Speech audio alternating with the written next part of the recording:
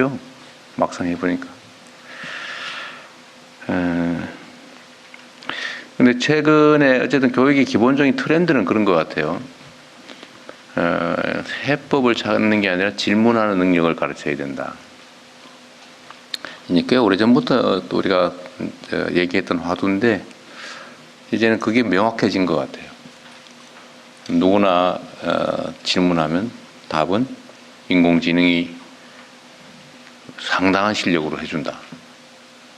결국은 질문을 어떻게 하느냐에 따라서 결과가 달라지는 것 같습니다.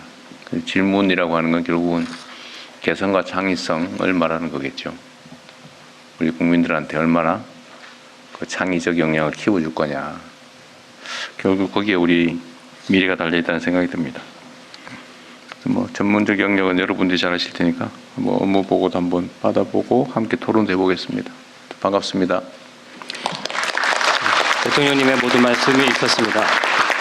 이어서 업무 보고가 있겠습니다. 오늘 업무 보고는 2개의 세션으로 진행될 예정입니다. 첫 번째 세션은 교육부와 국가교육위원회의 업무 보고와 토론으로 이루어집니다. 두 번째 세션은 법제처의 업무 보고와 토론으로 진행됩니다. 먼저 교육부 장관께서 교육부 업무 계획을 보고 드리겠습니다. 네, 안녕하십니까. 교육부 장관 최교진입니다. 국민과 대통령께 2026년 교육부 업무 계획을 보고 드리겠습니다. 인공지능의 발전은 지금까지 경험하지 못한 대전환을 가져올 것입니다. 대한민국이 변화의 시대에서 생존하기 위해 교육을 통한 인재 육성이 절실합니다. 교육은 AI 시대의 전략 자산입니다. 수도권 집중으로 지방 소멸의 위기감도 커지고 있습니다. 학교 규모가 작아지고 교육 여건은 불리해집니다. 학부모들은 더 나은 환경을 찾아서 도시로 향합니다. 이 같은 악순환은 지역 공동체의 토대를 위협하고 잠재 성장률 회복에도 걸림돌이 되고 있습니다. 우리 교육은 변화와 위기에 적극 대응할 것입니다. 교육의 힘으로 AI 시대를 열어갈 것이며 학교와 대학이 균형 성장을 뒷받침할 것입니다. 그러나 여전히 우리가 잊지 말아야 할 것은 교육의 본질입니다. 모든 학생이 민주시민으로 건강하게 성장할 수 있도록 튼튼히 뒷받침하는 것이 교육의 기본이고 그 과정에서 누구도 소외되지 않도록 하는 것은 국가의 책무입니다. 공교육은 보편성을 추구하며 기회의 평등을 지향합니다. 학교는 민주시민의 배움터이며 어떤 경우에도 인간다움을 잃지 않아야 합니다. 이를 위해 앞으로 교육부가 중점적으로 추진할 5가지 정책 방향을 말씀드리겠습니다. 첫째, 학교 교육에서 헌법 가치를 실천하겠습니다. 이를 위해 민주시민교육과 역사교육을 강화하겠습니다. 학생들이 헌법 가치를 이해하고 실천할 수 있게 토론식 교육을 확대하고 교원의 헌법교육 역량 향상에도 힘쓰겠습니다. 민주시민이 갖춰야 할 역량을 위한 다양한 분야의 교육을 강화하겠습니다. 사회적 합의에 기반한 민주시민교육 원칙을 세우겠습니다. 균형 잡힌 역사교육과 독서교육의 강화로 학생의 민주시민의식을 함양할 것입니다. 책임 있는 정책을 이끌기 위해 교육부의 전담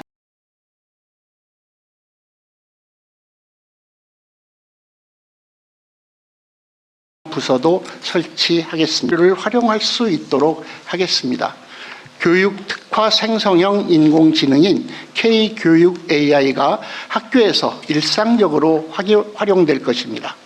AI 중점 학교도 단계적으로 늘리겠습니다. AI를 일상적으로 접하는 학교, AI를 주도적이고 비판적으로 활용하는 교육을 만들겠습니다. AI 3강 도약을 위한 다층적 AI 인재를 양성하겠습니다. 박사급 혁신 인재를 5년 반 만에 양성할 수 있는 패스트트랙을 신설하고 다양한 분야와 인공지능을 결합한 융합 인재도 육성하겠습니다. 현장에서 바로 활약할 수 있는 실무 인재는 AI 디지털 중점 전문대학과 AI 소프트웨어 마이스터고에서 육성하겠습니다. 세 번째, 학교와 대학이 지역균형 성장을 뒷받침하겠습니다. 국가 균형 발전을 위해서는 대학과 지역이 함께 성장해야 합니다. 지역에도 학생들이 가고 싶은 대학을 만들겠습니다. 거점 국립대가 5급 3특 성장 엔진과 연계한 지산학연 허브로 거듭나도록 지원하겠습니다. 대학은 지역이 필요로 하는 연구 성과를 만들고 지역에서 일할 유능한 인재를 육성할 것입니다. 지역의 산업이 다시 살아나면 우리 청년들이 지역에서 기회를 찾을 수 있게 될 것입니다. 지역이 주도하는 맞춤형 교육 혁신을 통해 소멸위기 지역의 교육력을 제고하겠습니다. 지자체, 교육청, 지역 주민이 함께 계획을 세우면 교육부가 지원하겠습니다. 문화, 예술, 체육, 복합시설을 학교와 결합하고 다양한 교육 프로그램이 가능하도록 재정도 집중 지원하겠습니다. 지역의 특성에 맞는 다양한 학교 모델이 확산되면 학교는 지역을 살리는 거점으로 거듭날 것입니다.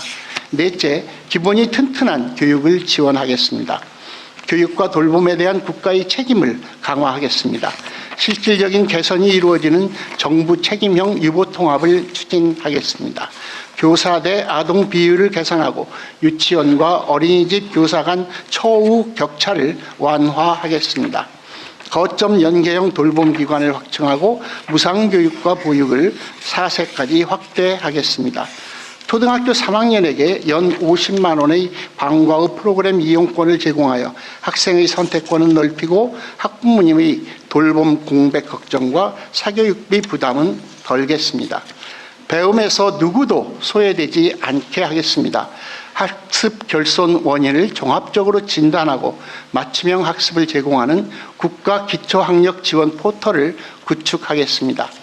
모든 시도에 기초학력 지원센터를 설치하고 경계선 지능과 심리 정서 문제도 지원하겠습니다.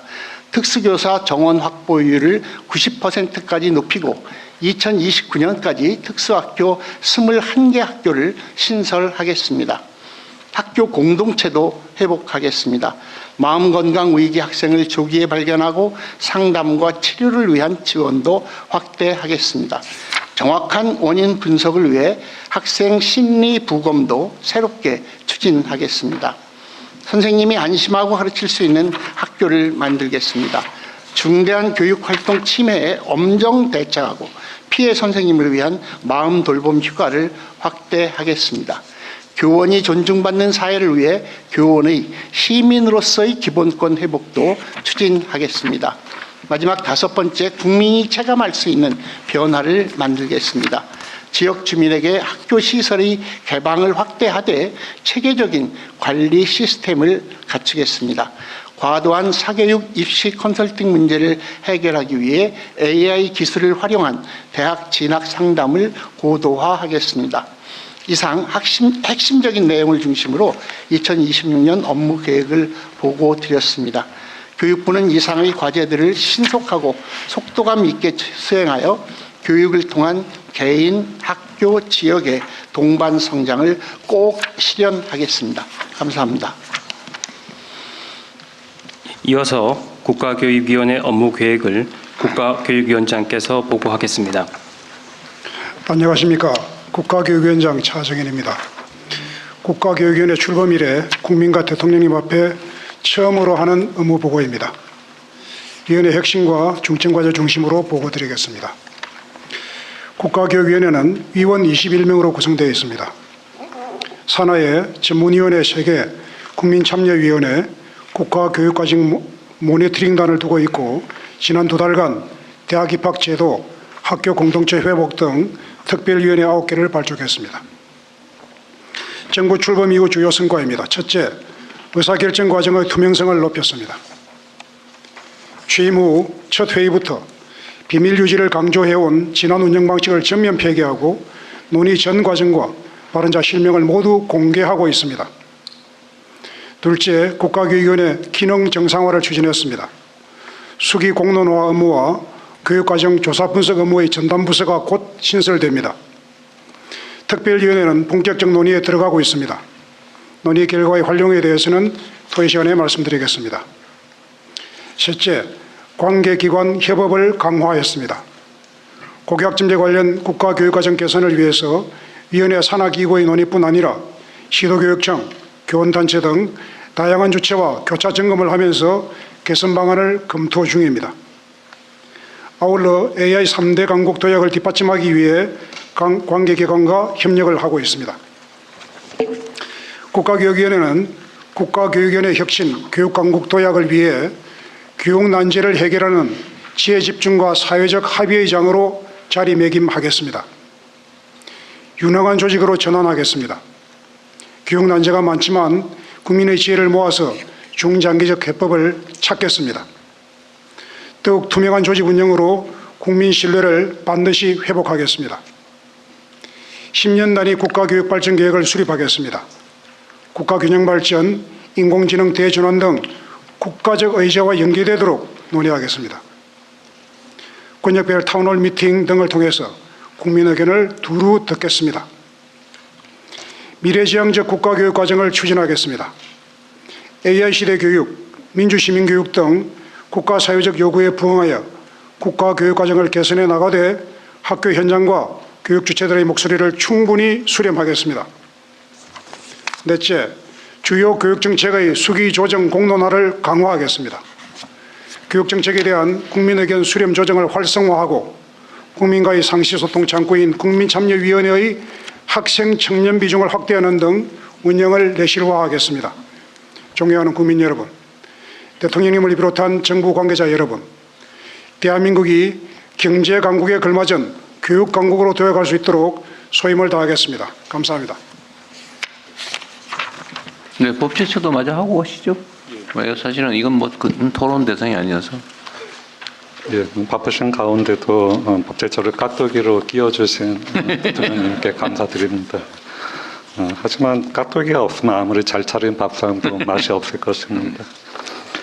예, 법제처는 건국 초기 국가 기틀을 마련하는 것에서 시작하여 국가 주요 정책을 제도화하는 과정에서 법제 전문기관으로서 중심적 역할을 담당하고 있습니다. 먼저 6개월간 성과를 말씀드리겠습니다. 법제처는 123대 국정과제, 564개 실천과제 이행을 위해 총 968개의 법령을 제정, 개정하는 국정과제 입법계획을 수립하였습니다. 1차로 연내에 109건의 법률안을 국회에 제출하고 65건의 시행령 제정 및 개정을 마칠 예정입니다. 신설된 국정입법 상황실에서 국정과제 입법 추진 상황을 모니터링하면서 55건의 주요 법안에 대한 법제 지원을 제공하였습니다. 산업재해, 건설재해, 공공의료, 의료 데이터 등 다수의 법적 이슈에 대해 소관부처에 법적 자문도 제공하였습니다. 소상공인의 경제활동과 청년의 사회 진출을 지원하기 위하여 131건의 법령 정비를 추진하였습니다. 대통령님의 결정 선례 전면 공개 방침에 따라 각 부처의 1차 유권 해석과 특별행정심판위원회 재결례 5만여 건을 지난 11월 24일 국민들께 전면 공개했습니다. 향후 추진 과제를 보고드리겠습니다. 첫째, 속도감 있는 국정 성과를 위한 입법 지원입니다. 긴급 입법 지원 제도를 운영하여 부처 이견 등 지연 요인이 발생하면 법제처가 즉각 조정하거나 대안을 제시하여 국정과제 입법의 골든타임을 지키겠습니다. 둘째, 국민의 삶을 바꾸는 법제 혁신입니다. 법령정비 조직 체계화를 통한 규제 개선을 추진하겠습니다. 중소기업이 일시불로 납부해야 하던 각종 부담금을 분할 납부가 가능하도록 하는 등 중소기업 경영 부담을 완화하고 청년의 경제활동을 지원하는 등 국민이 체감하는 정비를 추진하겠습니다. 2026년 법제처는 총 3,454개의 시행령들을 전수조사하여 정부 스스로 고칠 수 있는 숨은 규제부터 과감하게 고치겠습니다. 그리고 사후 입법 영향 분석을 확대해 불합리한 규제가 다시 쌓이지 않는 시스템을 만들겠습니다. 셋째, 막힘없이 현안을 해결하는 법령 해석입니다. 평균 2개월이 소요되는 정부 유권 해석에 즉시 상정 제도를 더해 법 집행의 불확실성을 신속하게 해소하겠습니다. 나아가 각 부처의 주요 정책 추진 과정에서 발생하는 법적 쟁점에 빠르고 정확한 법적 자문을 제공하겠습니다. 공무원들이 감사 거점 없이 적극 행정을 하도록 돕겠습니다. 법령 정보 제공의 혁신입니다. 일일 약 80만 명이 이용하는 대한민국 대표 법령 정보 사이트인 국가법령정보센터에 AI 검색 기능을 도입하겠습니다.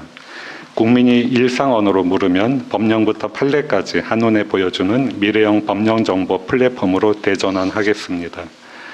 K산업 수출을 지원하기 위해 58개국 약 3만여 건의 해외 법령 정보를 분야별로 제공하는 세계 법제정보센터입니다. 26년에는 로봇, 방산, 패션 분야, 해외 법률 및 규제 정보를 추가로 제공하고 AI 기술을 접목해 자연어 검색 기능을 구현하겠습니다. 마지막으로 공직 사회와 미래 세대의 헌법 가치를 확산하는 교육에도 힘쓰겠습니다. 헌법재판소의 최신 결정례를 분석하여 합헌성 심사 기준에 반영하고 법령 심사의 헌법 가치를 구체화하겠습니다. 존경하는 대통령님과 국민 여러분, 규제를 걷어낼 때는 과감하게, 국민을 보호할 때는 촘촘하게 법을 설계하겠습니다. 이를 통해 민생과 성장을 뒷받침하는 디테일에 강한 기관으로 거듭나겠습니다. 이상입니다.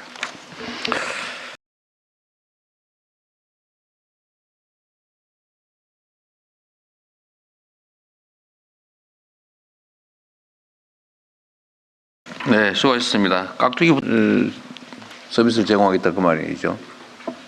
영어로 안 해도 그냥 우리말로 치면 스위스의 무슨 법제에 대해서 물어보면 그 AI가 뒤져가지고 스위스 말로 뒤져가지고 우리말을 스위스 말로 바꿔서 스위스 말을 찾아서 다시 우리말로 바꿔주고 이렇게까지 해줄 건가요? 이제 그렇게 되면은 이제 사업비가 이제 수천억 원이 소요될 수 있을 정도로 방대한 사업이 되고, 저희가 하는 사업은 1년에 한 15억 원 정도 투입하는 굉장히 소규모 사업입니다. 그래서 1차로 현장에서 요청하는 법령들을 원문하고 번역본을 제공하는 것입니다. 현재까지 약 3만여 건의 정보가 누적이 되어 있습니다. 아니 우리가 예를 들면 스위스의 예를 들면 법령을 수집해가지고 뭘 하거나 이러면 돈이 많이 들 텐데 그 나라에도 이미 시스템이 있을 거고 국가 간 협업을 통해서 그 자료를 연결만 하면 뭐 번역하고 해석하고 하는 건 인공지능 현재 상태로도 충분히 가능할 것 같은데.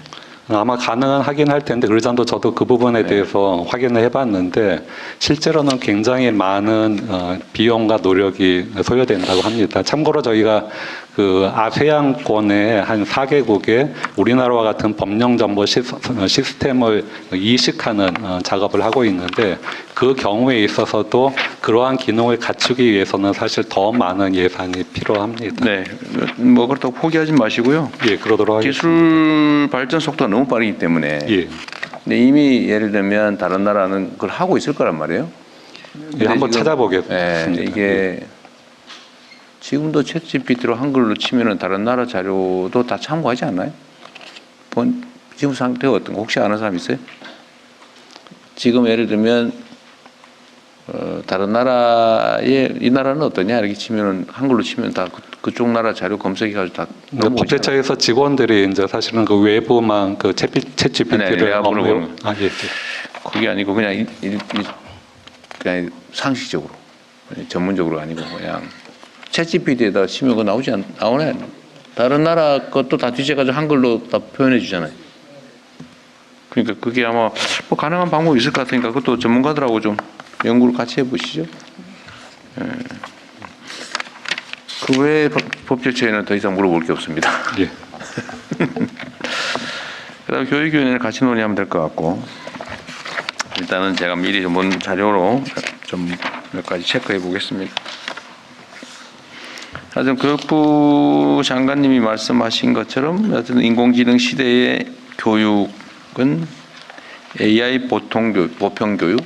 AI는 예를 들면 한글처럼 문자처럼 산수처럼 쓸 수 있게 해줘야 되는 거죠 이제는. 그렇습니다. 네. 그냥 뭐 특별한 기술이 아니고 뭐 당연한 가장 보편적이고 기본적인 도구로 일상적 도구로 쓸 수 있게 해줘야 된다. 시스템이나 기술 역량이야 뭐 다른 부처에서 발굴할 텐데 하여튼 교육부는 평생 교육도 그쪽에서 맡고 있는 거죠. 네, 그렇습니다. 그러니까 초중고 대학생뿐만이 아니라 일반 국민들의 평생 교육 과정에서도 하여튼 인공지능을 어떻게 활용할 거냐. 네. 이런 기본적인 역량은 최대한 빨리 습득할 수 있게 해주셔야 될 것 같아요. 그러니까 그 지금 이제 초중등 교육에서는 초등학교 5, 6학년 과정, 그다음에 중학교와 고등학교에는 정보 시간을 활용해서 주로 인공지능 교육을 하고 있는데 전문가들께서 말씀하시기는 짧은 시간이라도 지속적으로 이 교육이 이루어져야 된다. 중간에 끊어지면 안 된다는 말씀들을 하십니다. 그래서 네. 초등학교 저학년 단계부터 그 단계에 맞는 교육을 해 나가고 그리고 AI 중점 학교라는 걸 두어서 지금의 수업 시간보다 조금 더 많은 시간을 공부할 수 있도록 이렇게 지원하는 일이고요. 그다음에 대학교에서는 이미 좀 대학생 요약해 주시면 좋을 것 같아요. 네, 활용을 하고 있기 때문에 오히려 그 강의와 평가가 어떻게 달라져야 될까를 그 대교육과 함께 고민해야 될 것 같고 전문대를 중심으로 해서 성인 학습, 성인 AI 학습 이게 이제 평생 학습의 네. 일환을 같이 해가려고 하고 있습니다.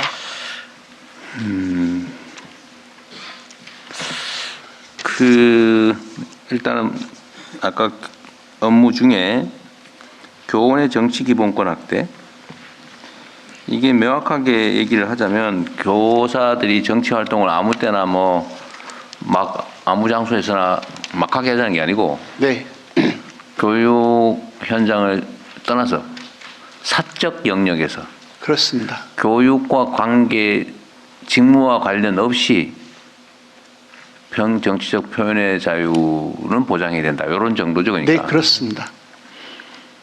근무 시간 외에 직무와 관련 없이 사적인 영역에서 정치적 표현의 자유는 보장해야 된다. 정치적 표현을 할 수 있게 하자.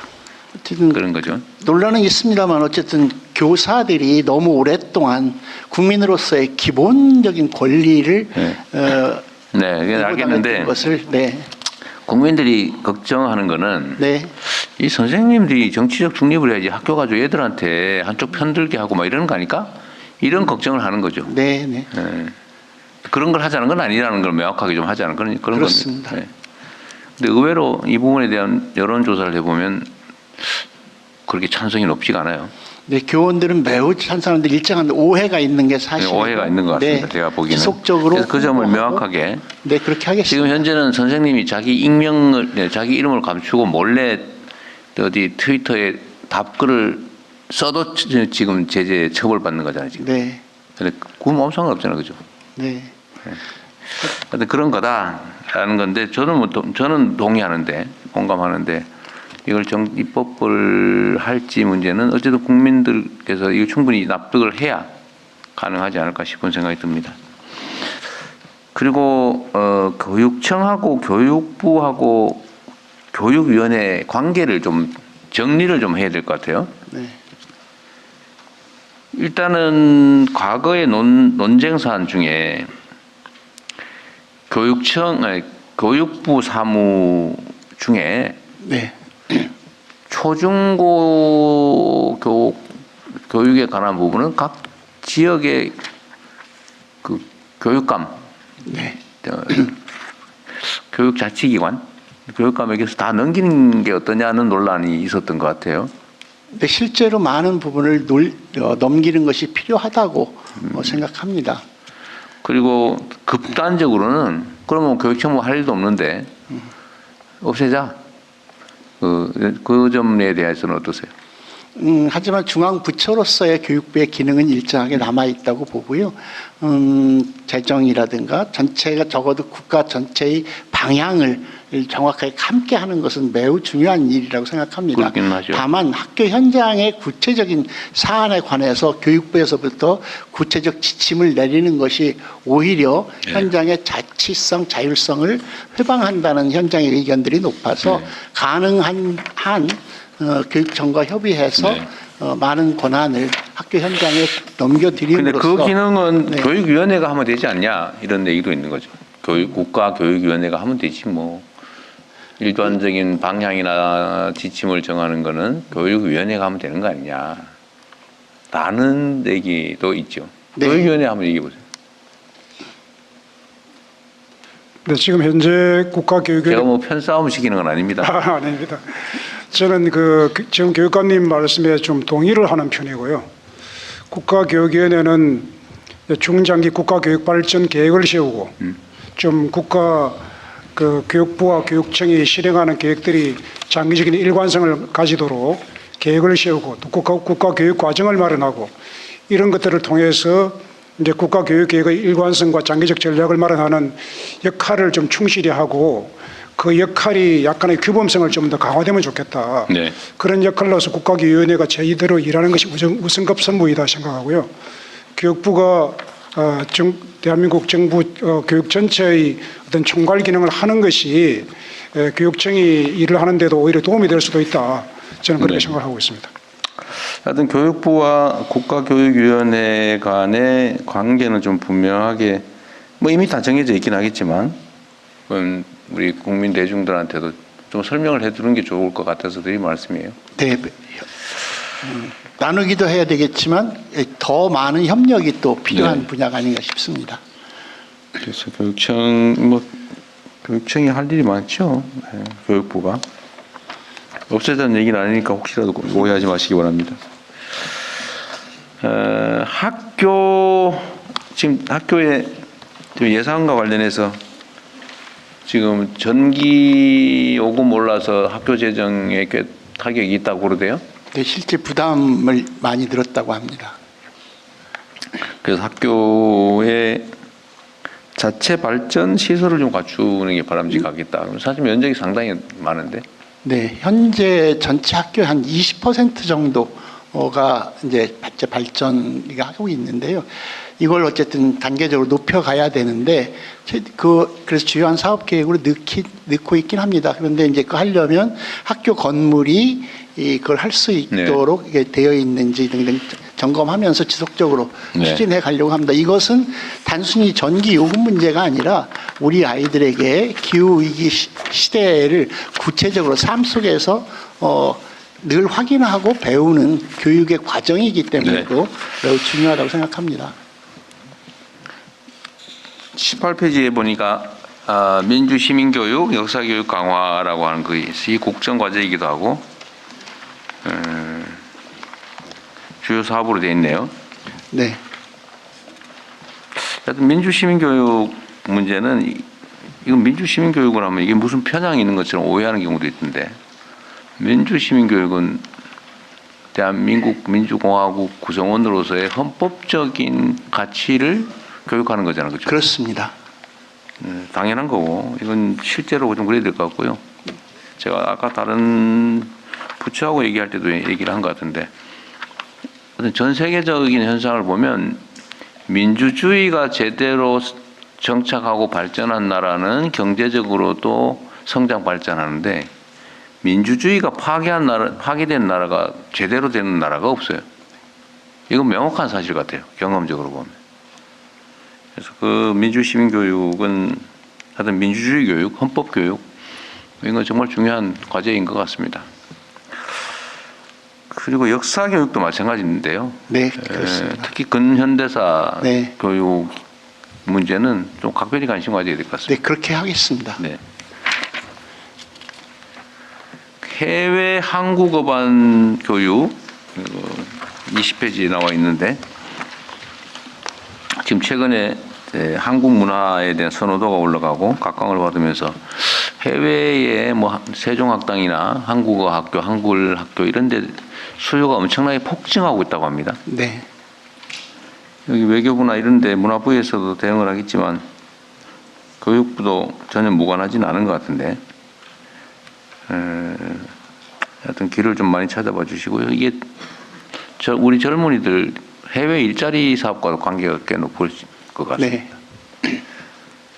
그리고 여기 있는지 없는지 모르겠는데 그 국어 순화 사용 있잖아요. 네. 그 멀쩡한 한글 놔두고 자꾸 쓸데없이 외래어 사용하거나 특히 공공 영역에서 그러는 건 문제죠. 공공 영역이나 또는 방송 뭐 이런 데서 네. 외국말 쓰면 유식해 보이나요? 요즘도? 저도 국어 선생님 출신이라 아, 그러세요? 네, 어쨌든 그 점도 좀 잘 챙겨주시고 네, 꼭 아주 중요한 그다음에 부분입니다. 그 엉터리 국어 있잖아요. 네. 제가 정말 다니면서 제일 듣기 싫은 게 저희 나라. 염두해 두고 대인배 그 배자가 놈자가 아니라 이거 쌍놈 소리잖아요. 쌍놈. 예? 저작거리 예? 에서 노는 그 건달을 배라고 하잖아요. 네. 예? 소인배, 시정잡배 이런데 그 대인에다가 왜 배자를 붙이냐고. 훌륭한 나쁜 놈. 그런 거잖아요. 근데 이게 너무 일상적으로 아무도 지적해 주지도 않고 이게 문화부 소관이긴 한 것 같은데 한글 수나 같이 합니다. 그래요? 예, 예. 어쨌든 제가 또 저기 특히 그 이렇게 문제되는 단어들이 몇 개 있거든요. 네. 정말 귀에 거슬리는 그거는 좀 한번 어디에다 써붙이든지 한번 집단 공지라든지 해가지고 좀 없애야 될 것 같아요. 근데 꾸준히 문화부에서도 이렇게 해서 이제 언어 순화하고 있고 그런 중에는 또 특히 일본어의 잔재가 또 네. 많이 사용되고 있는 경우가 있는데 이런 것들을 순화하는 일들을 하고 있고 네. 학교에서 실천하고 문화부에서는 매월 이렇게 그걸 잘한 공공기관에 시상도 하고 하면서 하고 네. 있는데 좀 더 적극적으로 좀 더 대중적으로 방송에서도 하겠습니다. 그런 실수들을 그렇습니다. 많이 하고 네. 그 실수인지도 모르고 막 넘어가고 네. 심지어 기사를 쓰는 기자들조차도 그런 표현을 쓰더라고요. 네. 그것이 말이 안 되잖아요, 그죠? 그 최소한의 교양에 관한 문제인데. 그리고 그 제가 최근에 좀 순방을 다녀보니까 한국 교육 시스템에 대한 관심이 정말로 많더라고요. 네, 대통령께서 외국 다녀오신 뒤로 특히 더 늘어난 것 같습니다. 아, 그래요? 네. 아니 뭐 가는 나라마다 거의 다 그런 얘기를 해요. 한국 교육 시스템을 이제 선망을 하면서 이 나라가 어떻게 이렇게 성장 발전했을까? 그러면서 들여다본 최종 결론은 교육 문제였던 것 같습니다. 아 맞아, 이 나라가 교육을 열심히 해서 뭐 다 그러더라고요. 다 그러면서 하는 얘기가 하여튼 대한민국 대학교에 그 분교를 만들어 주든지 아니면 교육기관을 설치를 해 주든지 뭐 그런 요구가 참 많았어요. 교육부에서 이건 뭐 외교부가 물론 확인할 텐데 교육부에서도 좀 체계적으로 이게 대학들한테 어쩌면 수익 사업이 될 수도 있지 않나요? 일단 수익이 안 나더라도 대한민국 문화를 알리는데 전파하는데 큰 도움이 될 것 같아서 재정적으로 약간 도와줘도 나쁘지 않겠다 그 생각이 들 텐데. 네. 함께 깊이 고민해 보도록 하겠습니다. 실제로 많은 나라 대사님들과 이제 인사를 나누고 있는데 그런 나라에서 실제로 와서 구체적으로 교육 분야에 관해서 어떤 교류가 가능할지 논의해 보거나 뭐 MOU 체결을 이야기하는 경우가 있는데 실제로 그 구체적인 내용들은 다른 우리 외교부나 여러 부처들과 직접 네. 상의를 하면서 길을 열어가면 그러세요. 좋을 것 같습니다. 특히 한국어에 대한 그 요구가 많아서 한국어를 기본적으로 가르칠 수 있는 소양을 갖춘 네. 젊은이들이 외국 경험도 하고 가르침 있는 그런 그 일자리까지는 네, 어찌 알겠습니다. 모르겠습니다만. 예. 네. 그리고 이거 수능 있잖아요, 수능. 네. 요새는 의외로 거기에 뭐 사회적 논쟁이 심하게 되는 것 같지는 않은데 이거 등급제 지금은 기본적으로 등급제를 하는 거죠. 네. 예, 점수로 너무 세부적으로 줄은 세우지 않고 등급별로 블럭 묶는 거잖아요. 근데 이거 다른 나라에 추첨하는 나라도 있죠. 입학생 선발을 추첨으로 뽑기 해가지고 물론 일정한 자격을 갖춘 사람 중에서 추첨제는 점수제와 추첨제의 중간쯤 되는 거죠. 블록으로 묶은 그 내에서는 거의 추첨에 가깝지 않습니까? 네. 근데 블록 단위로는 경쟁을 하는 거고 순위가 있는 거고. 내가 여기까지만 얘기하겠습니다. 오해를 살 수도 있기 때문에. 하여튼 입시 제도에 대한 고민들은 정말 많이 해야 될 것 같아요. 근데 저는 그런 생각을 합니다.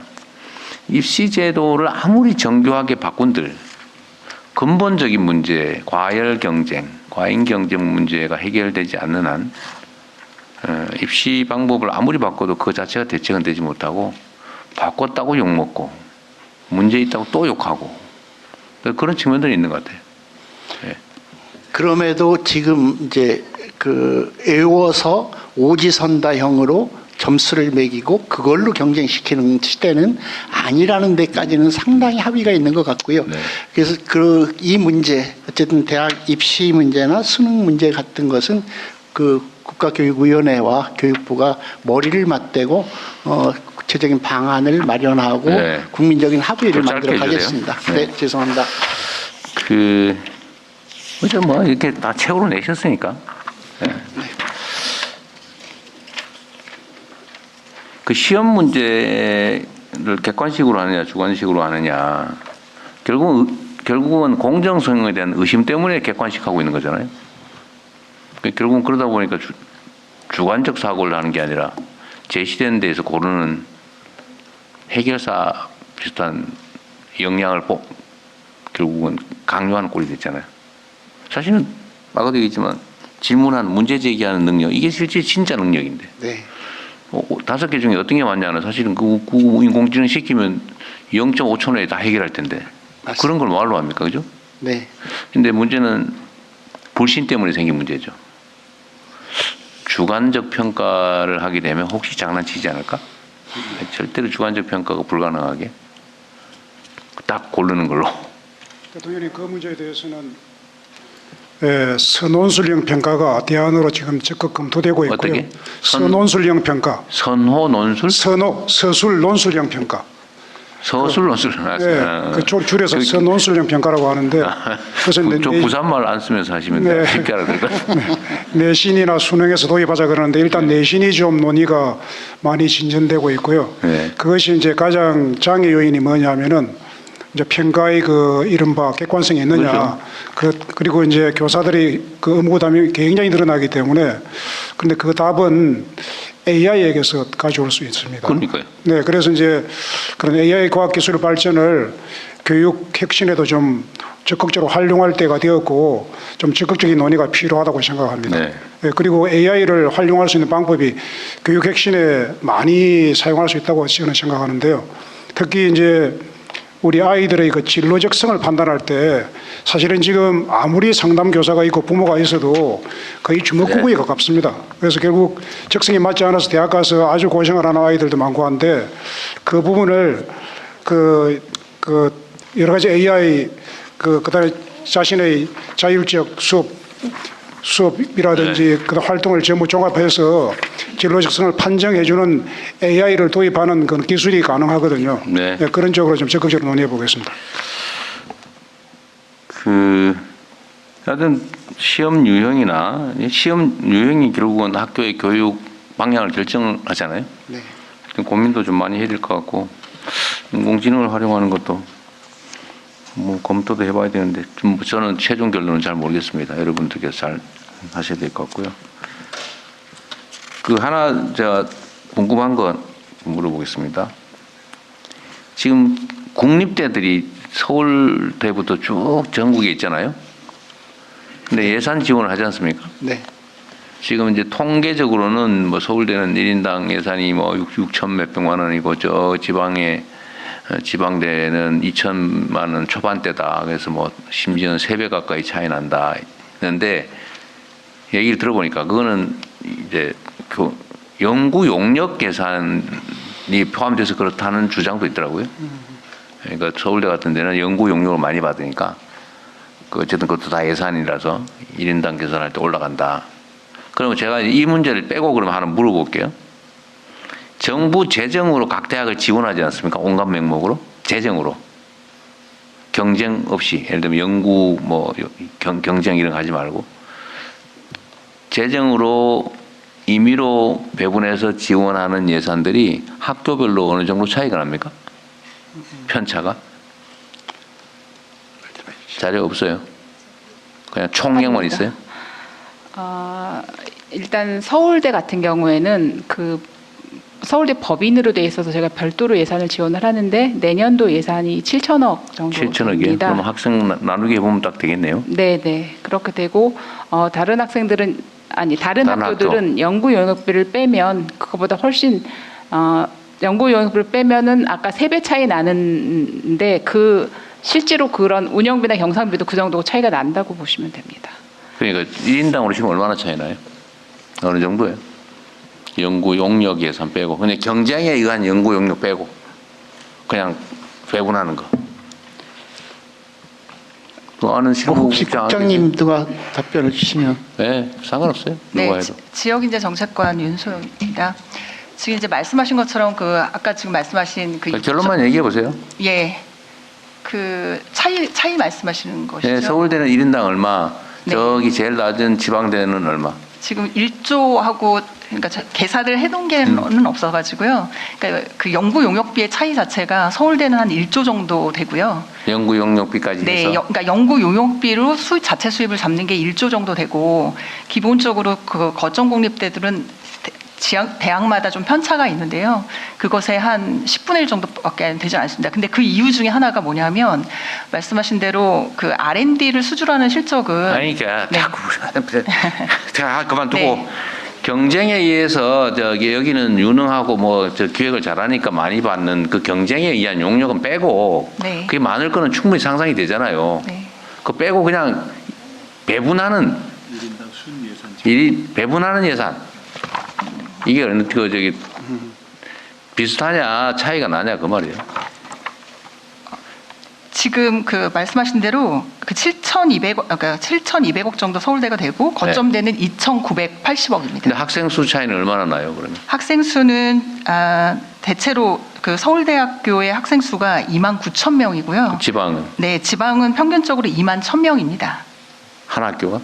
네, 큰 21,000명. 차이가 안 나네요. 그러니까 네. 지원금은 2배 이상 차이가 나는 건데 네, 두 배 정도 되죠. 네, 2,900억과 네, 학생 수는 2배가 아니라 한 20% 정도 많은 수준이니까 네, 그 서울대에다가 그 일방적 재정 지원 그러니까 분배되는 재정 지원이 더 많은 게 맞네요. 맞습니다. 근데 왜 지방에 있는 대학은 같은 대학인데 손가락이 5개인데 요 엄지 손가락에는 많이 하고 새끼 손가락에는 적게 하는 이유가 뭐예요? 그렇기 때문에 이번에 대통령님께서 아니, 과감하게 왜 이유가 뭐냐 이 말이에요. 이제까지 이유 말씀하시는 네. 것이죠. 그러니까 그게 이제까지는 조금 약간 그 과감한 어떤 투자보다는 그러니까 출연연에서 PBS 방식으로 하는 것처럼 기본적으로 좀 그러니까 그러니까 서울대학교는 지금 법인입니다. 그래서 별도로 예산을 하고 있고요. 이 거천국립대 같은 경우는 기본적으로 경상비라든지 이런 것들을 최소화해서 주고 나눠주는 그러니까 사립대랑 동일하게 그러니까 학생 수는 별로 차이가 없는데 네. 이거 돼야 한 20% 정도 더 많은 수준인데 서울대가 다른 지방에 있는 국립대보다 네. 지원하는 금액은 용역 경쟁에 의해서 따는 용역 빼고 네. 지원받는 금액이 그 서울대는 7천억, 저 지방은 2천억 그런다는 거 아니에요? 맞습니다. 이유가 뭐였다고요? 모르겠으면 모르겠다고 하세요 그냥. 뭐 이유가 있을 것 같아서. 예, 대통령님 그거 공부 잘하니까 힘 세니까 서울이니까. 단적으로 말씀드리면 그동안 그 차이가 원래 있던 차이가 계속 누적되어 온 데다가 서울대는 법인이니까 통으로 예산을 거의 편성을 하고요. 거점국립대 같은 경우는 저희가 이제 예산 당국하고 예산 편성을 할 때 인건비 따로 편성하고 시설비 따로 편성하고 그거를 여기 통으로 줬고 저기는 항목을 나눠서 찢어 줬는데. 근데 이제 이 대학들이 서울대를 제외하고는 39개나 되는 국립대가 그렇게 많다 보니까 전체를 예산을 편성하는 데 있어서 아무래도 서울대에 조금 더 신경 써서 편성을 한 게 누적돼서 그렇게 된 것 같습니다. 그러니까 이게 옛날에 우리 저기 산업화가 진행되던 시대에는 자원이 없으니까 큰아들한테 몰빵했잖아요. 여자들은 저 식모하고 네. 밑에 동생들 학교 안 가고 저 농사 짓고 지게 지고 똥 푸고 그랬던 거 아닙니까? 근데 그건 자원이 없으니까 할 수 없이 한 군데 몰빵했는데 지금까지 그러고 있는 건 너무 잔인한 일 아닌가요? 그리고 이 큰아들이 이제 뭐 또 좋은 대학 나와서 사업도 잘해가지고 부자고 떵떵거리고 잘 사는데 거기다 계속 더 대주고 있는 꼴이잖아요 지금. 네, 맞습니다. 그래서 지역대학 지원을 더 늘려야 한다고 생각합니다. 그 올해는 그래서 얼마나 늘렸어요? 물론 제 내년에 책임이긴 한데. 저희가 이제 앞으로 4년 재정당국하고 좀 협의하기는 앞으로 4년 동안 4조를 늘린다 정부 예산으로 이렇게 협의를 했는데 일단 9개 거점 국립대에는 8,755억 이 편성이 됐는데요. 나눠 가는 거잖아요. 편성이 됐는데 그게 다 늘어난 건 아니고 한 4,700억 정도 늘어났습니다. 그러니까 늘린다고 늘렸지만 그 아직 차이가 너무 크잖아, 그죠? 네네 그렇습니다. 아니 서울대가 예를 들면 동문들도 튼튼하고 해서 뭐 외국에서 장학금 재원도 많이 받아오고 연구 용역도 많이 따오고 그건 그렇게 하는데 그거 말고 나눠 지원하는 것조차도 이렇게 차이가 엄청나게 나는 건 정말로 뭐 지방대학 누가 하겠어요? 물론 뭐 공부 잘했으니까 좋은 데 들어갔다고 하면 할 말은 없는데 그게 진정으로 공정한 거냐? 네. 네? 그래서 이번에 늘린 예산을 저희 나름으로 서울대를 줄이면 섭섭할 테니까 네. 지방을 최대한 늘려갑시다. 네. 지방대를. 고등교육 재정이 OECD 국가에 비해서 지금 60% 정도밖에 되지 않기 때문에요. 고등교육 전체의 파이를 늘려야 되는 거는 꼭 필요하다고 말씀드립니다. 네. 빨리 경제가 살아야지 그러니까. 예, 하여튼 제가 우리 국민들께서도 같이 공감해 주십사 하고 드린 말씀입니다. 이게 너무 대통령님께서 가장 강조해 주셨듯이 그 문제를 해결하기 위해서 어쨌든 국민주권 정부에서는 서울대의 70% 수준까지 지역 거점 국립대의 네. 예산 지원을 늘리겠다. 그렇게 해서 그 학교들이 살아남으로써 지역이 함께 살아가도록 네. 하자는 걸 열심히 교육부에서도 하겠습니다. 그 요새는 저런 얘기는 안 하나요? 저때 한참 정치적 논쟁거리였는데 그 서울에 있는 국립대를 지방으로 옮기자. 요새는 더 이상 얘기 없어요? 그런 얘기가 나오다가 그게 굉장히 무리한 얘기인 것이 이제 많이 이제 밝혀졌고요. 그래서 지역에 서울대를 만들자 이렇게 추진하고 있습니다. 하여튼 그런 얘기도 있었다 한때는. 네. 자 이제는 산학기관들 얘기 좀 해볼게요. 한국장학재단 어디 이사장님이세요? 뭐 장학재단은 주로는 학자금 대출 이자 문제가 꽤 논쟁거리인 것 같아요, 그죠? 예, 1.7% 주고 있습니다. 1.7%로 1.7%. 예. 졸업 후에도 수입이 생길 때까지는 요새는 면제해주고 그렇게 그렇습니다. 네, 예. 바뀌었죠. 예. 대상도 좀 늘리고 있고. 예. 예. 네. 교육비, 학비 때문에 빚쟁이 돼가지고 신용불량 되지는 않게 좀 해주시면 좋을 것 같습니다. 그렇게 하겠습니다. 네. 예. 국가평생교육진흥원은 누가 나오셨나요? 예, 예, 여기 있습니다. 네, 예. 그 직함이 뭔지, 예. 성함이 뭔지도 얘기하십시오. 예, 국가평생교육진흥원장 직무대행 심한식입니다. 직무대행이에요. 여기도 결혼된 모양이죠, 원장님이? 네, 그렇습니다. 직원은 177명이고 이것도 되게 중요한 기관인데 의외로 인원수는 많지 않네요. 예, 저희가 사업을 위주로 해서 지금 저희 2008년에 설립된 이후로 꾸준히 늘려온 수입니다. 평생교육은 정말 중요한 사회적 의제인데 내가 지금 다른 부처의 산하기관들 보다 보니까 이거 보니까 에게 이런 생각이 드네. 교육부가 힘이 없어서 그런가요? 평생교육 자체 예산이 교육부 1% 안 되죠? 1%쯤 됩니까? 예산이 569억밖에 안 된다고?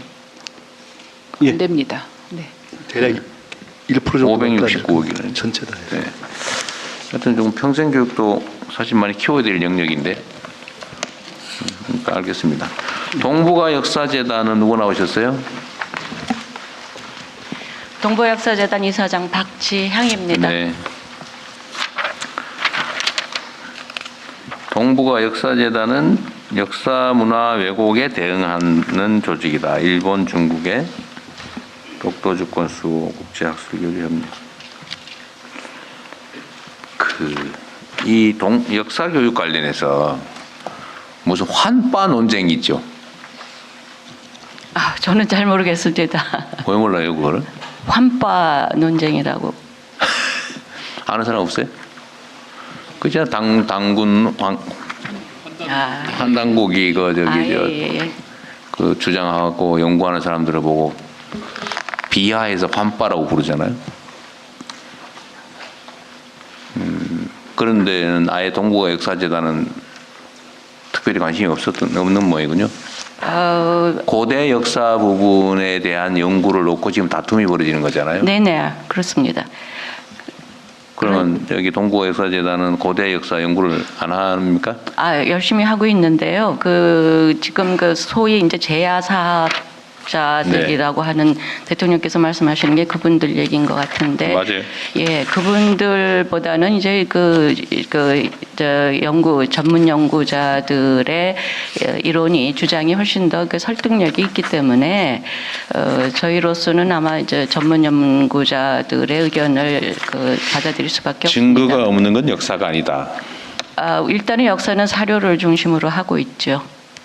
사료가 물리적 증거를 말하는 건지 역사적 문헌에 있는 게를 증거라고 하는 건지는 논쟁거리죠.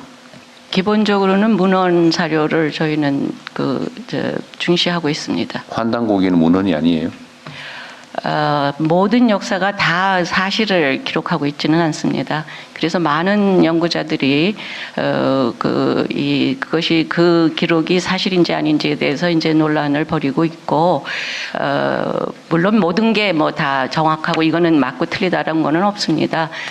저희 재단에서도 사실 한때 소위 제야사학자들하고 협력한 적이 있습니다. 그런데 별로 그렇게 결과가 좋지를 않았습니다. 결과 좋지 않아서 너무 심하게 싸웠어요? 약간 그랬습니다.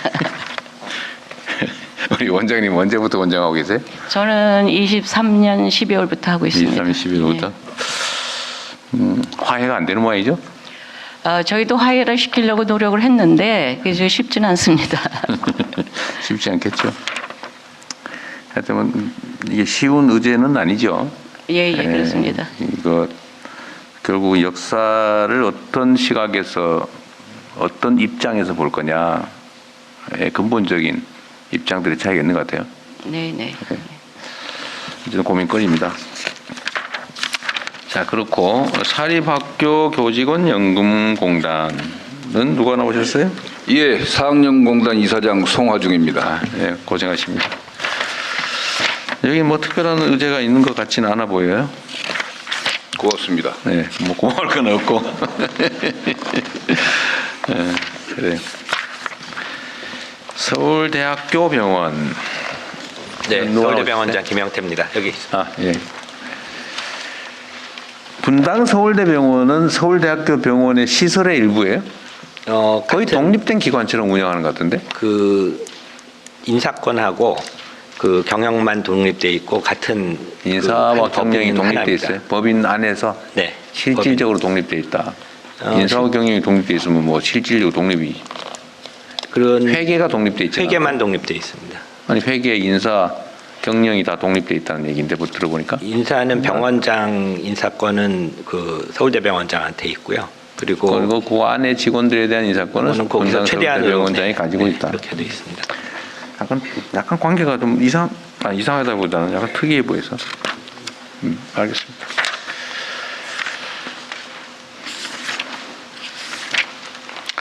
한국고전번역원은 어디? 여기 있습니다. 그러시군요. 고전번역원은 번역할 고전이 많아요?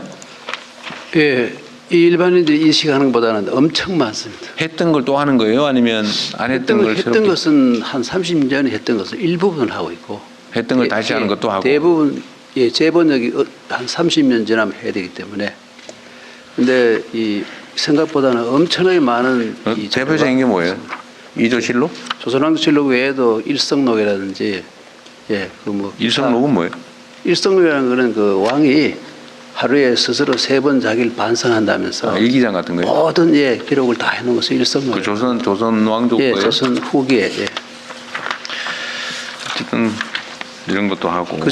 가장 많은 게 승정원 일기입니다. 요즘으로 치면 그 청와대 비서실에서 있었던 모든 이 기록을 다 해놓은 겁니다.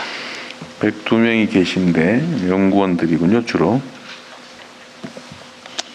알겠습니다. 근데 이게 여기 소관은 아닌 것 같은데.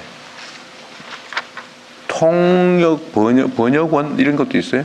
우리나라 문학 작품을 번역해서 해외에 알리는. 현대 문학을 번역하는 기관은 그건 어디서 해요? 예, 그거는 이 문화관광부 문광부 사업에 예, 예. 그때 가서 물어보겠습니다. 교육학술정보원.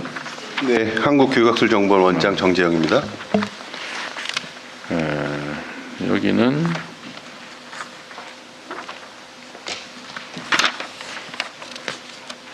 하는 일이 많네요. 대표적인 것은 유초중고 교육행정 시스템, 교육정보 시스템, 그 재정정보 시스템 등을 운영하고 있습니다. 그렇군요.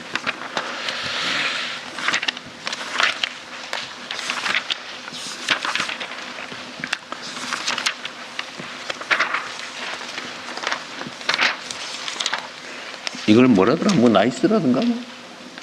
나이스라고 합니다. 교육행정정보 시스템. 그거 관리하시는 거예요? 네, 저희가 사용자가 교원이 50만 명이고요. 학생은 550만, 보호자도 뭐 1000만 명 가까이 되고 있습니다. 나이스라는 그 프로그램 관리를 한다고 말이군요. 네, 교무행정, 뭐 그 성적표 관리 이런 게 다 저희가 하고 있습니다. 보육진흥원. 네, 한국보육진흥원장 조용남입니다. 네. 보육진흥원은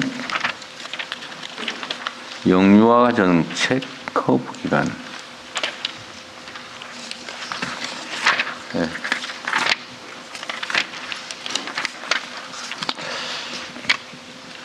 한국사학진흥재단 어디 계세요?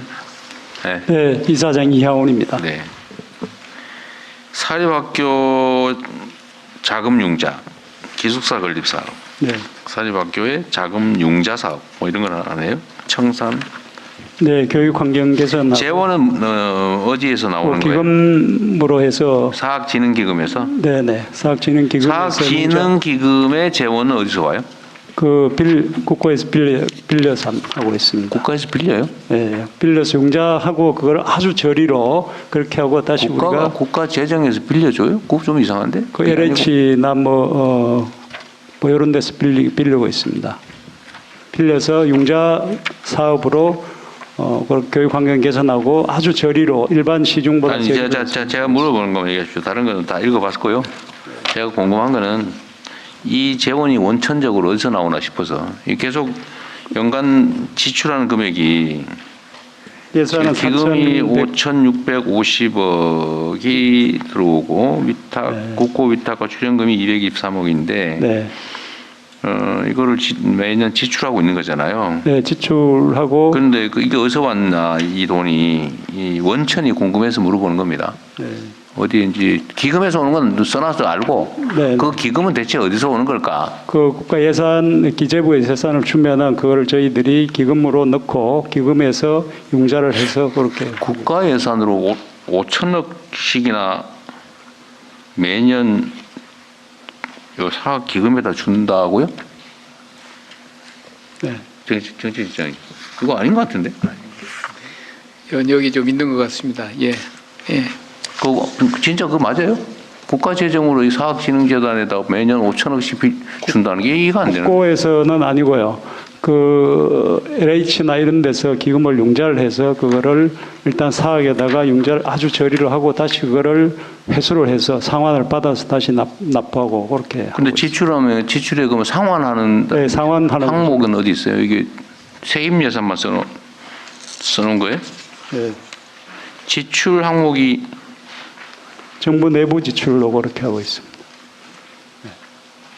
공공기금에서 공자기금하고 뭐 이런 데서 의자 하고 또는 있습니다. 굉장히 저리로 장기 빌려준다고요? 예, 빌려주고 네. 그 돈 가지고 사업을 하고 일부 갚고 뭐 그런 방식. 예, 그런 공자기금이나 뭐 이런 데서 그렇게 하고 있습니다. 그러니까 아니 자금 융자 사업은 빌린 돈으로 빌려줬다가 돌려받아서 다 갚고 내 이해가 되는데 무슨 기숙사 건립 사업이니 뭐 이런 거 하려면 시정은 지출돼 버리는 거지 없잖아요.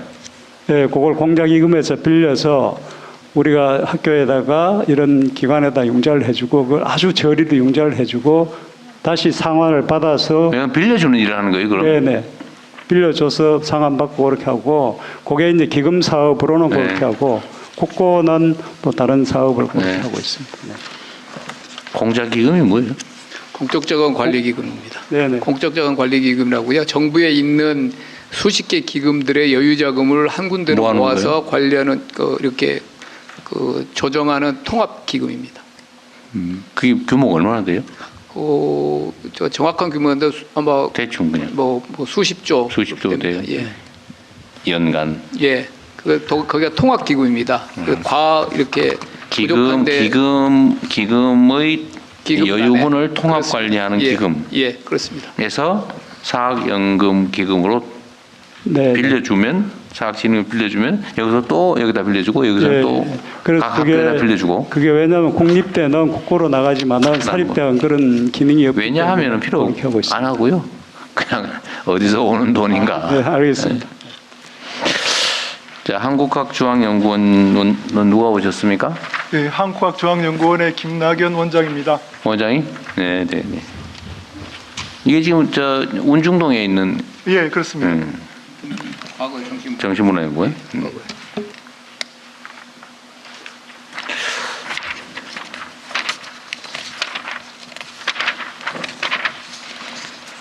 네, 수고 많으시고요.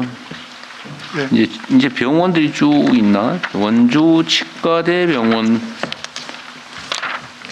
뭐 오셨어요? 안 오셔도 될 것 같은데. 원주 치과대병원. 오늘 참석하지 않으셨습니다. 병원들은 안 오겠죠. 강원대학교 병원도 마찬가지. 병원들. 이 병원을 지금 복지부로 넘기는 작업을 하고 있는 중이에요? 법사위까지 지금 통과됐습니다. 네. 경북대학교 병원.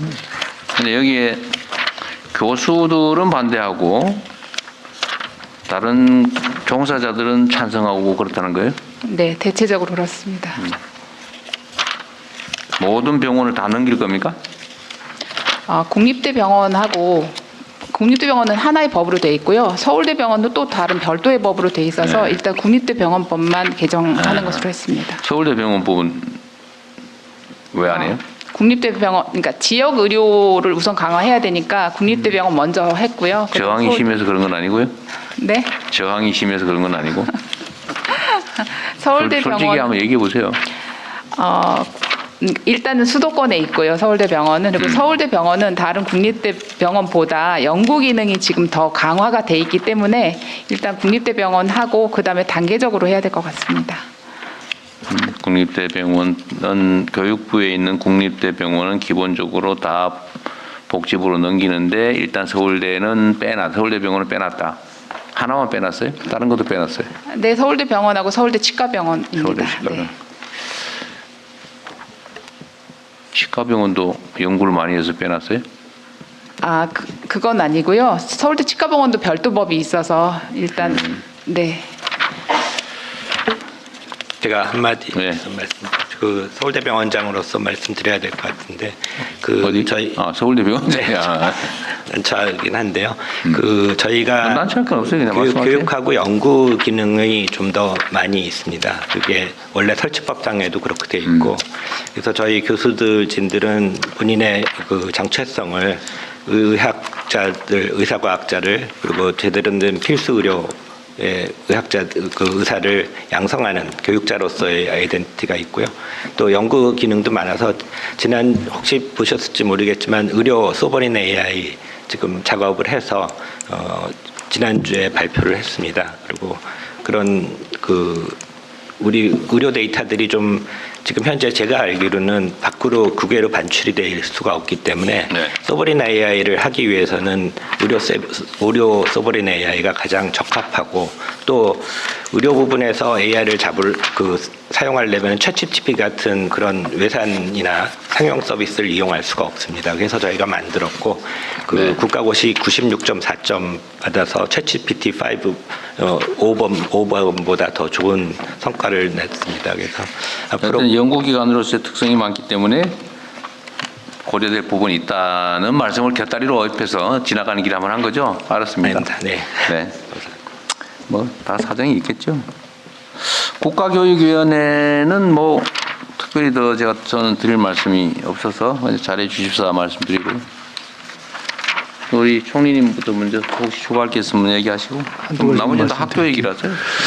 그 평생학습 아까 말씀 나왔는데 예산이 1% 수준이잖아요. 근데 이게 AI 시대가 되면 사실 더 중요한데 솔직히 얘기하면 평생학습 관련한 실제 예산은 고용노동부에 쓸 수 있는 게 더 많은 거 아닙니까? 저는 그렇게 보는데 맞습니다, 이 부분을 칸막이를 갖고 이러저런 갈등이 있었는데 저는 사실 평생학습에 대한 거 그 고용노동부에서 인문학 교육까지 할 수 있는 걸로 풀면서 저는 고용노동부에서 할 수 있는 쪽으로 상당히 어느 쪽으로 가야 된다고 봐요.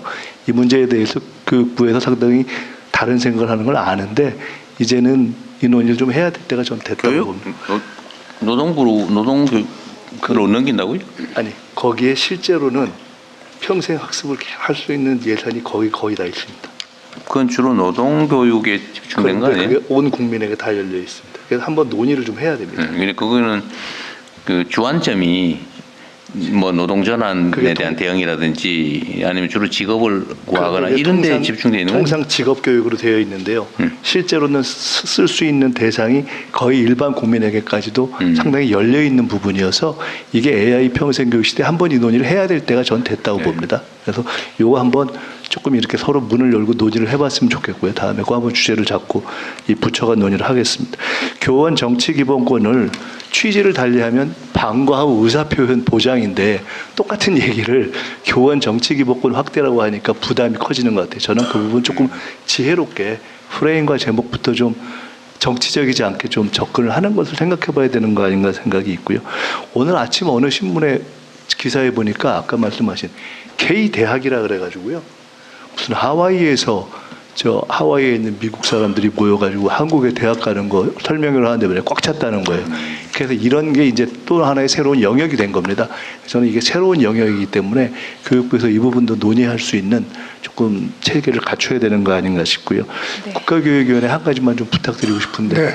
초당적이고 장기적인 국가적 교육 과제 네. 이건 사실은 국가교육위원회가 사회적 토론을 하는 걸 기획을 해서 네. 차근차근하게 좀 몇 가지 이슈를 잡고 진행을 해갔으면 좋겠습니다. 네. 그걸 좀 기획해서 좀 리스트업을 해가지고 공유를 한 뒤에 정해서 온 국민이 관심 갖고 할 수 있게 하는 것이 저는 국가교육위원회의 중요한 역할이 아닌가 싶거든요. 올해 계획을 세우고 그 있습니다. 부분 꼭 좀 제안을 좀 해주셨으면 좋겠습니다. 네. 끝으로 한 가지만 법제처요. 사실 이게 정말 총리실에서 이런저런 걸 할 때 필요해서 보니까 법률 전문가가 어떤 걸 할 때 하는 그런 인력이 별로 없더라고요. 전 굉장히 황당하다고 생각했어요. 그런데 이게 저희 정부 부처의 대부분 법령할 때만 컨설팅을 해주는데 그게 아니라 아까 원래 하기로 하신 법적 컨설팅을 해줘야 법적 자문이 굉장히 중요한 기능을 합니다. 이제는 그냥 맡겨놓지 마시고요. 선제적으로 범부처 법적 자문을 한 번씩 회의를 해서 좀 끌고 가셨으면 좋겠어요. 저희가 이렇게 옆에서 서포트를 할 테니까 이제는 그런 걸 해야 될 때가 됐다고 생각됩니다. 예, 그렇습니다. 그 말씀 나오신 김에 한 가지만 저희가 제안을 하면은 지금 법제처 인력이 230명입니다. 50개 전부 중앙부처의 법령들을 전부 다 검토를 해야 되는데 이게 정책 입안 단계부터 정책 내용 자체까지 그리고 현장의 내용까지 잘 알아야 됩니다. 그러기에는 인원이 너무 부족하고 현재 지금 그 올해만 파견된 인원이 법제 인력이 10%입니다. 그러니까 지금 굉장히 한계 상황인데 정비를 제대로 하기 위해서는 그 자문을 제대로 수시로 응하기 위해서는 현재 인력에서 한 50명만 더 충원이 되면은 조금 여유 있게 할 수 있을 것 같습니다. 그래서 그 부분을 부탁드립니다. 네, 나중에 국무회의 안건으로 하나 내보세요.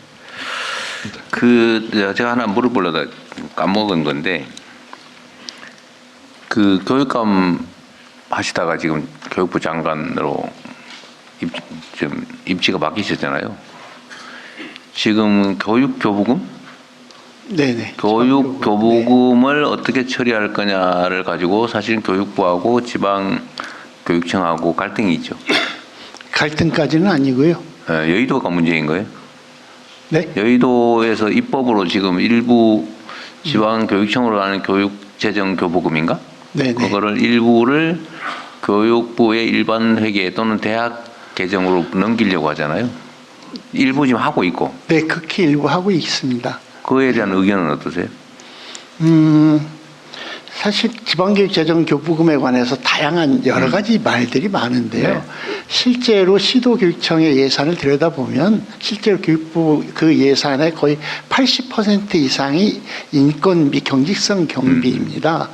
그리고 그 교육청에 요구되는 학교 현장에 요구되는 그러니까 학생 수가 줄어든다고 다양한 지출이 줄어들기가 쉽지 않다. 근데 새로운 사업은 계속 늘어나고 있고 투자할 곳은 그리고 어떻게 보면은 새로운 시대가 가는 속에서 우리 아이들의 교육 환경을 개선해 주는데도 사실 굉장히 많은 예산이 필요해서 지방교육 재정 교부금을 손대기보다는 고등교육 그 재정 교부금을 새롭게 어떻게 모색할 것인가를 같이 고민해야 되는 것 아닌가 하는 생각은 가지고 있는데 이제 그 예산 당국이 그러니까 다른 부처하고 예산 당국 웃으시잖아요 지금.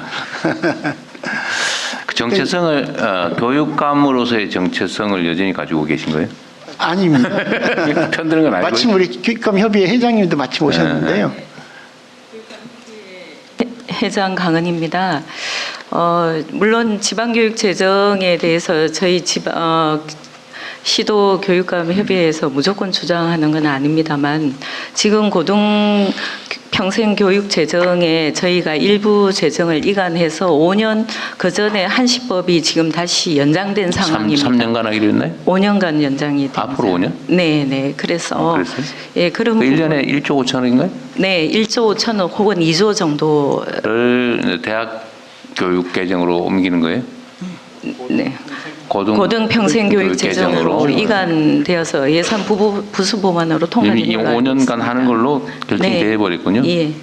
그래서 지방교육 재정이 이제 학생 수가 줄어들면 순차적으로 줄어드는 게 아니라 학생 수는 학교에서 조금씩 줄어들기 때문에 구조 조정이 현재까지는 좀 어렵습니다. 그래서 학생 수가 줄어드는 게 실제적으로 영향이 미칠 수 있는 시기는 2030년 정도로 저희 교육감들은 예측하고 있고요.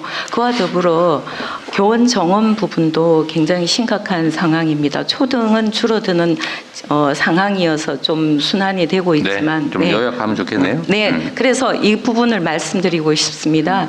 지금 40, 50대에 집중되어 있는 교원들이 배정되어 있기 때문에 이 30대 교원을 지금 급격하게 줄여서 뽑는다면 미래 100년 대계에서 교원 수급에 상당히 문제가 될 것으로 보고 있습니다. 남는 게 없다. 지금 있는 얘기죠. 뭐 그렇겠죠.